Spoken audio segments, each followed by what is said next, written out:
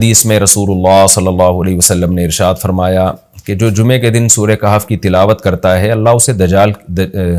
دجال کے فتنے سے محفوظ رکھتے ہیں۔ اس کی وجہ کیا ہے کہ دجال کے فتنے میں اور اس میں کیا مناسبت ہے، اس پہ علماء نے بہت کچھ کہا ہے، تو یقینی طور پر اس حکمت کو بیان نہیں کیا جا سکتا، لیکن بہرحال اس کے مضامین ایسے ہیں کہ انسان کو اس سے ایمان میں تقویت ملتی ہے۔ اور بڑی بات یہ ہے کہ رسول اللہ صلی اللہ علیہ وسلم نے جب کسی چیز کے بارے میں ہمیں بتا دیا تو پھر ہمیں اس کی حکمت سمجھ میں نہ بھی آئے تو ہمیں بس اس پر ایمان لانا چاہیے۔ تو دجال کے فتنے سے بچنے کے لیے اگر کوئی جمعے کے دن اس کا اہتمام کرتا ہے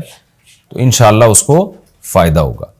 دجال کے فتنے سے بچنے میں سرسری غور سے ایک بڑی حکمت یہ معلوم ہوتی ہے کہ اللہ تعالیٰ نے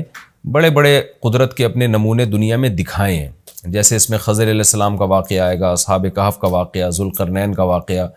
کہ کیسی اللہ نے ان کے ہاتھوں پہ اپنی قدرت کو ظاہر کیا۔ تو یہ اللہ تعالیٰ کے مختلف کام ہیں، یاجوج ماجوج کا تذکرہ بھی آئے گا اس میں۔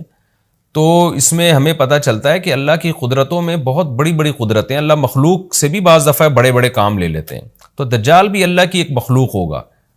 تو وہ اگر بڑے بڑے محیر العقول کام دکھا رہا ہے تو یہ اس کی علامت نہیں ہوگی کہ یہ خدا ہے۔ جیسے ذوالقرنین سے اللہ نے بڑا کام لیا تو وہ خدا تھوڑی بن گئے،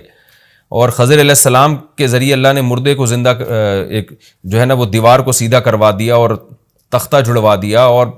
کچھ انہوں نے اللہ کے بتانے سے غیب کی خبریں بتا دیں، تو اس سے وہ خدا تو نہیں بن گئے۔ اور جو اس طرح اصحاب کہف کئی سو یعنی 300 سال تک غار میں سوتے رہے تو اس سے وہ خدا نہیں بن گئے۔ تو ایسے ہی دجال کے جب ہم محیر العقول واقعات دیکھیں گے تو یہ اس کی علامت نہیں ہے کہ یہ خدا ہے، بلکہ اللہ کی مخلوق ہے۔ تو اللہ تعالیٰ نے جیسے پچھلے پیغمبروں میں ایسے واقعات رونما ہوئے اور مقصد لوگوں کی آزمائش تھا، تو دجال بھی لوگوں کی آزمائش ہی کے لیے آئے گا۔ اور بہت ساری حکمتیں ہیں جو علماء نے بیان کی ہیں۔ اچھا، یہ جو جمعے کے دن سورہ کہف پڑھنے کی فضیلت ہے، تو یہ جمعے کی رات کو اگر کوئی پڑھ لے تو بھی یہ فضیلت حاصل ہو جائے گی، تو کیونکہ روایات میں جمعے کی رات کا بھی تذکرہ ملتا ہے اور جمعے کا بھی تذکرہ ملتا ہے۔ الحمدللہ الذی، تمام تعریفیں اس اللہ کے لیے ہیں، انزل علی عبدہ الکتاب، جس نے اپنے بندے پر کتاب کو نازل کیا، ولم یجعل لہ عوجا، اور اس کتاب میں اس نے کوئی کجی نہیں رکھی۔ یہ قرآن کا کمال ہے، آپ الحمد سے لے کے والناس تک پڑھیں،